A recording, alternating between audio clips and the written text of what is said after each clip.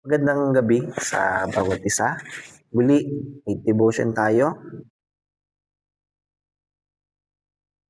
Bagamat alas 2 na ng madaling araw, mag-aalas 3 na, ay tapusin natin to ng mabilis. Ng mabilis na malinaw. Uh, yun. Ang aking natutunan dito sa verse 12 hanggang 19, ay itong verse 13. Sabi dito, sapagkat ang sabi niya, nagawa ko iyan dahil sa aking taglay. Sa taglay kong sa taglay kong lakas at karunungan, inalis ko ang hangganan ng mga bansa. Sinasabi dito sa Isaiah chapter 13 at chapter 10 verse 13 na kung nagawa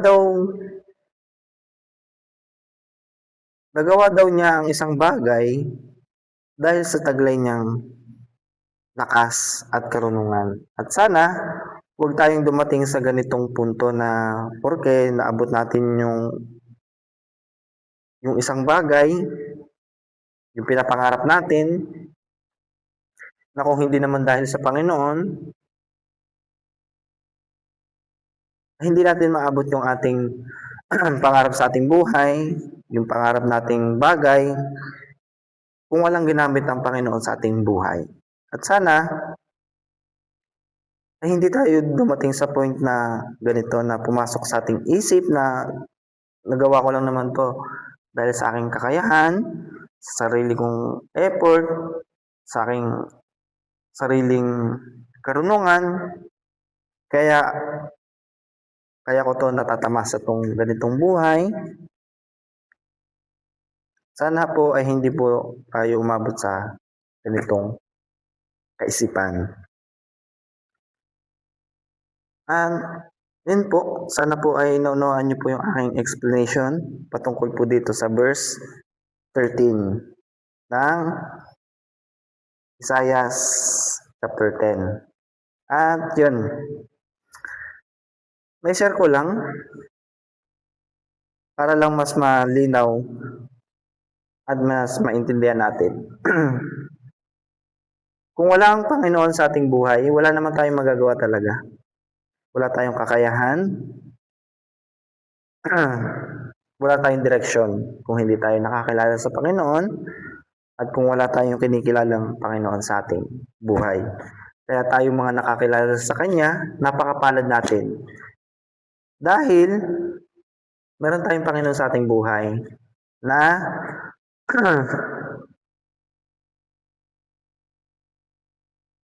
nag-aayos ng ating direksyon sa ating buhay. At salamat sa Panginoon dahil binago niya yung direksyon ng aking buhay. Yun ang aking nakita ditong aral sa verse 13 na huwag pumasok sa ating isip or huwag nating isipin na kung hindi dahil sa ating sariling pagsisikap lamang or sa ating pagtatrabaho, sa ating effort, kaya natin nagagawa ang isang bagay or nakukuha natin ang ating pinapangarap. Huwag nating isiping ganun. At yun, may share ko lang, alam nyo ba na kung hindi dahil sa Panginoon at kung hindi ako nakakilala sa Kanya, wala naman direksyon ng aking buhay. Wala.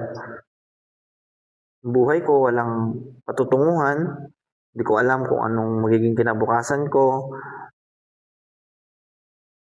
Hindi ko nga alam kung ano ba yung magiging kinabukasan ko sa mga susunod na panahon. Bakit? Dahil hindi naman ako nakapagtapos ng pag-aaral. At hindi rin naman ako ganon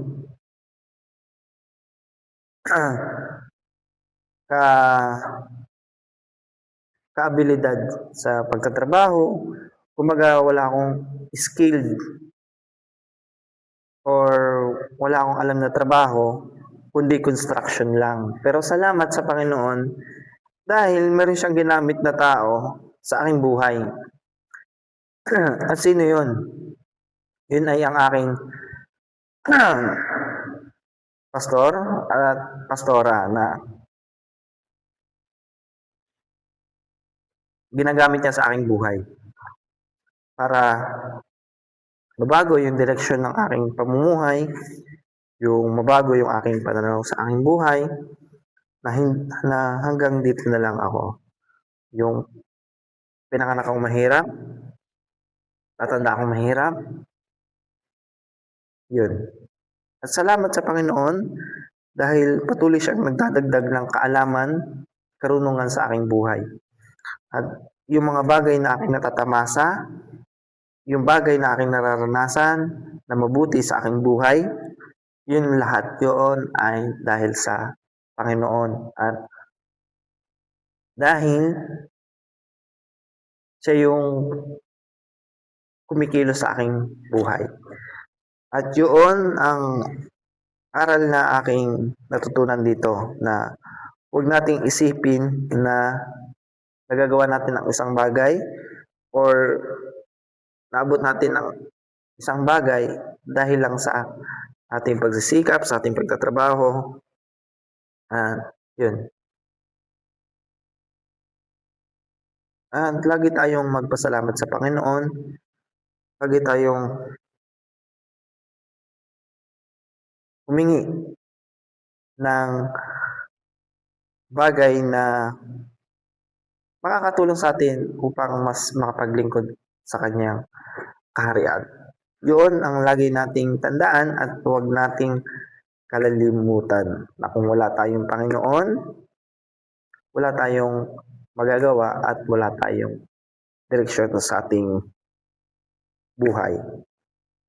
Yun lamang at marami pong salamat. Sana po ay naunawaan niyo po yung aking explanation po dito sa verse 12 hanggang 19.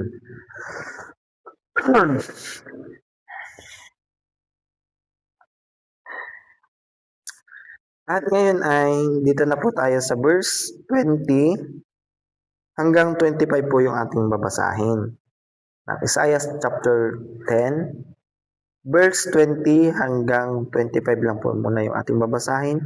At bukas ko na lang po siya ulit i-explain dun po sa ating devotional recap. At muli, kita-kits po tayo sa ating devotional recap bukas po ng gabi. At yun po, umpisa na po natin. Umpisahan ko na. Sa araw na iyon, ang matitira sa bayan sa araw na iyon, ang matitira sa bansang Israel at Juda ay hindi na aasa sa mga nagpapahirap sa kanila. Kay Yahweh lamang sa banal na Diyos ng Israel sila mananalig ng buong katapatan. Ang matitira sa sambahayan ni Jacob ay magbabalik sa Diyos na makapangyarihan, sapagkat kung sindami man ng buhangin sa dagat ang mga Israelita, ilan lamang ang makakabalik.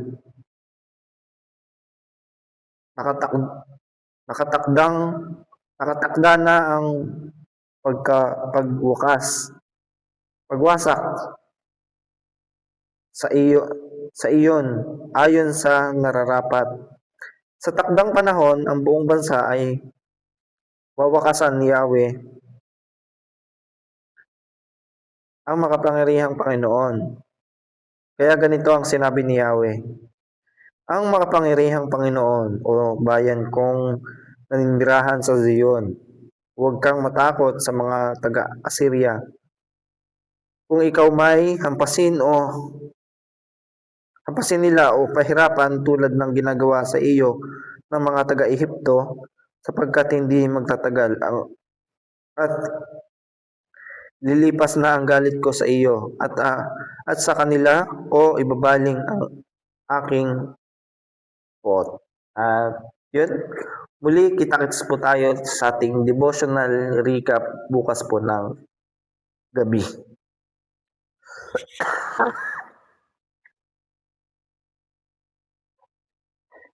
Pagpasensyahan nyo na po at medyo maano yung aking ubo. Muli, kita-kits po tayo sa ating night devotion sa Lunes. See you to night devotion. God bless po. Bye-bye.